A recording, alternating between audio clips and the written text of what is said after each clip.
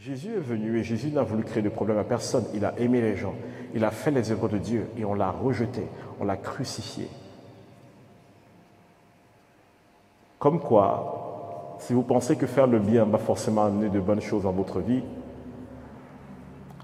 je suis désolé, je suis venu vous apprendre ce matin que ça ne va pas être le cas. Mais j'ai une promesse pour vous, j'ai quelque chose qui va vous rendre la joie. La Bible dit que Jésus avait en vue la joie qui lui était réservée, c'est pour ça qu'il a enduré ce qu'il a enduré.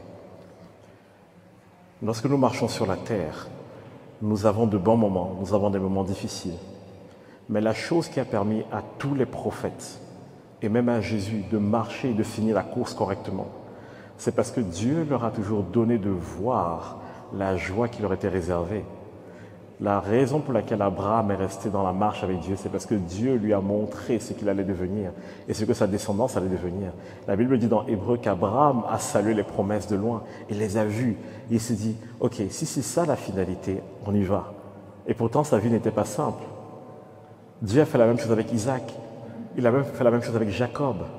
Il a fait la même chose avec Élie.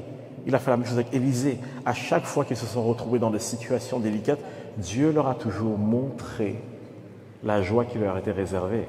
Certains l'ont prise, d'autres non. Même dans la désobéissance de Moïse, Dieu l'a quand même amené sur une montagne et lui a montré les territoires où Israël entrait. Il leur a dit, tu n'as pas le droit de les amener, mais je vais quand même te montrer où ils vont. Moïse est parti en paix. Parce que Moïse, la dernière chose que Moïse a vue, c'était la promesse de Dieu qui était devant lui. Mais pourtant, je vous assure, la vie de Moïse n'était pas une vie simple. Le secret de la marche chrétienne, ce n'est pas que les gens nous applaudissent. Le secret de la marche chrétienne, c'est de toujours garder les yeux fixés sur la promesse qui est devant nous, sur la joie qui nous est réservée. C'est ça qui a porté Jésus jusqu'à la souffrance de la croix. C'est pour ça que les disciples passaient, les premiers apôtres, ils passaient pour des gens bizarres. Parce que quand on les a attrapés, on les a fouettés, parce qu'on leur a dit arrêtez de prêcher ce Jésus. On dit qu'ils sont sortis de là et ils se sont mis à danser. Mais c'est ridicule. Après plusieurs coups de bâton, tu as juste envie d'aller t'asseoir quelque part et de râler contre Dieu. Comment ça se fait qu'ils étaient remplis de joie? Moi, j'ai toujours trouvé ça bizarre. Comment ça se fait que l'apôtre Paul était dans un cachot et il écrit tout un livre sur la joie à l'église des Philippiens? Comment c'est possible? Qui sont ces gens? En fait, le secret, c'est parce qu'ils avaient en vue la joie qui leur était réservée. Et c'est ce que je veux libérer sur vous. Non seulement que le Seigneur vous parle, mais qu'il vous montre la joie qui vous est réservée. Très souvent, quand je prêche sur la prophétie, je dis aux gens que l'une des choses qui me plaît le plus, c'est pas ce que je vis ici. C'est le jour où je me tiendrai devant le Seigneur. Moi, j'ai déjà imaginé ce jour-là. Je sais ce que la Bible dit, d'accord? La Bible dit que le maître dira, bon et fidèle serviteur, entre dans la joie de ton maître. Mais je dis aux autres, à moi, il ne dira pas ça. À moi, il ne va rien dire. Moi, quand je vais arriver, il va me regarder tendrement. Et il va hocher la tête pour dire, c'est bien. Ça, c'est mon langage d'amour à moi. Moi, ça me parle, ça. Donc, laissez-moi arriver un peu. D'accord? Mais c'est juste pour vous dire que quand c'est difficile dans ma vie et c'est compliqué, je me souviens de ce moment. Écoutez bien les verbes que j'emploie. Je me souviens de ce moment, le jour où je me tiendrai devant le Seigneur et le Seigneur va me dire. Et parfois, tu n'as pas envie de te lever. Parfois, tu as envie de tout lâcher. Parfois, tu as envie de... Tu es juste fatigué. Mais tu penses à ce moment-là. Tu dis, ok. Ok, Seigneur, on se lève, on y va. Donc, avant de vous faire écouter un peu Dieu et avant de prophétiser, j'aimerais vous partager une dernière chose.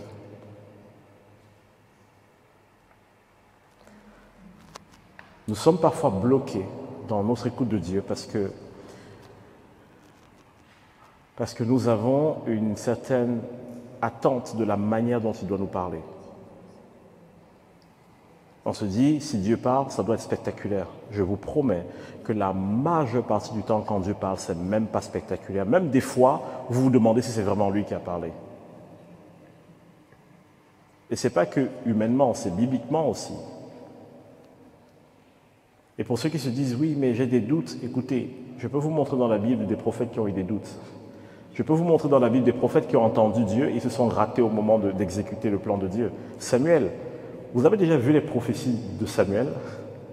Samuel était l'un des prophètes les plus terribles. Il était super fort. Quand tu classes les prophètes qui étaient déstabilisants, dans le top 3, tu as Élie et Samuel. Sauf que quand il faut choisir le roi David, Samuel s'est raté complètement. Samuel était prophète. Et Dieu a corrigé un prophète. Dieu lui a dit non, tu as mal vu. Change. C'est juste pour vous décomplexer et vous dire que même Samuel exerçait entendre la voix de l'Éternel depuis son enfance. Dieu, de temps en temps, était encore en train de lui dire « Non, Samuel, tu n'as pas bien entendu. » C'est pour vous rassurer, vous dire « On grandit dedans, on marche dedans. » Ne pensez pas que si Dieu vous parle, alors ça va être limpide tout le temps et vous n'allez jamais faire d'erreur. Si vous n'embrassez pas cette miséricorde, vous aurez peur de laisser Dieu vous parler, vous aurez peur d'apprendre à l'écouter et d'apprendre à discerner sa voix. Maintenant, quand je pense que Dieu m'a parlé, comment est-ce que je fais le tri? Rapidement, comment est-ce que je me dis, je prends ou je ne prends pas? Trois choses que vous devez toujours garder en tête. La première, est-ce que ce que j'ai reçu peut être appuyé par la parole de Dieu? Vous savez, l'une des raisons pour lesquelles certaines branches de la foi deviennent des sectes, c'est parce que des gens disent avoir reçu des révélations de Dieu, mais elles ne s'appuient pas sur la base de l'enseignement des apôtres. Et qu'est-ce qui se passe? Des gens amènent d'autres sur la Bible, ces gens, l'apôtre Jean appelle ça leur fantasme, leurs rêves, leur fabulation. Ils les amènent dans une certaine direction et ils s'égarent dans leur foi. Parce que souvent, certaines révélations ne viennent pas de Dieu, mais parce que les gens ne connaissent pas la parole de Dieu, les gens ne savent pas filtrer. Et les gens ne savent pas avoir le recul pour dire « Je pense que j'ai lu ma Bible et ce n'est certainement pas ça que Dieu dirait. » Ou ce n'est certainement pas ça qui est écrit. La première des choses, si je pense avoir reçu quelque chose de Dieu, est-ce que ce que j'ai reçu peut être confirmé par la parole de Dieu? Donc si tu reçois de Dieu que tu dois aller épouser un homme marié, ce n'est pas Dieu qui t'a parlé. Dieu ne sépare pas les choses, d'accord? Dieu n'est pas dans la séparation des couples. Les couples peuvent se séparer, mais généralement ce n'est pas Dieu qui est derrière. Le deuxième filtre, une fois que je sais que ça peut être confirmé par la parole de Dieu, il faut que ça passe un deuxième filtre, qui est le cœur du Père. Vous comprenez pourquoi je prends beaucoup de temps pour vous parler du cœur du Père. Parce que quelqu'un qui connaît la parole mais ne connaît pas Dieu peut être manipulé. Un exemple super simple. Le diable vient de tenter Jésus. Et l'une des tentations, c'est basée sur la parole de Dieu elle-même. Il dit à Jésus, saute. Il est écrit. Le diable dit, il est écrit. Il est écrit que Dieu ordonnera à ses anges de te garder dans toutes tes voies afin que ton pied ne heurte la pierre. Le diable a cité la Bible. Donc, des fois, oui, ce que j'ai reçu est biblique. Mais est-ce que ce que j'ai reçu, c'est quelque chose qui vient du cœur du Père? Est-ce que c'est quelque chose qui peut provenir de l'amour d'un Père qui m'aime? Et la troisième chose, quelle est la forme dans laquelle cette parole est venue et comment je dois la donner? La Bible nous dit que le but de la prophétie, c'est trois choses. Encourager, exhorter et consoler. C'est ça le but de la prophétie. Il y a des gens qui pensent que la prophétie, c'est lorsque je vais révéler les miracles ou révéler les péchés des gens. Ce n'est pas ça la prophétie. La prophétie, encourager, exhorter, consoler. Donc, nous allons prendre un temps d'écoute de Dieu. Juste quelques minutes pour vous et après je vous donnerai les paroles que j'ai reçues. Mais voici la dernière image que je vais vous donner maintenant. Imaginez que je vous ai offensé. Imaginez que je vous ai blessé. Et que quelqu'un vienne vous voir et la personne vous dise « Décris-moi Steve ». Qu'est-ce que vous allez faire? Vous allez me décrire à partir de la mauvaise expérience que vous avez eue avec moi. Ce n'est pas faux ce que vous dites, mais vous allez partager juste une image de moi qui provient de la douleur de notre relation. Maintenant, imaginez qu'on aille voir mes amis, ceux qui m'ont vu dans les bons et dans les mauvais moments, et on leur dise, décrivez Steve. Ils vont dire, ouais, c'est vrai que Steve, des fois, fait des bêtises ou des erreurs, mais on aime ce gars. Il est rempli d'amour, il aime vraiment le peuple de Dieu.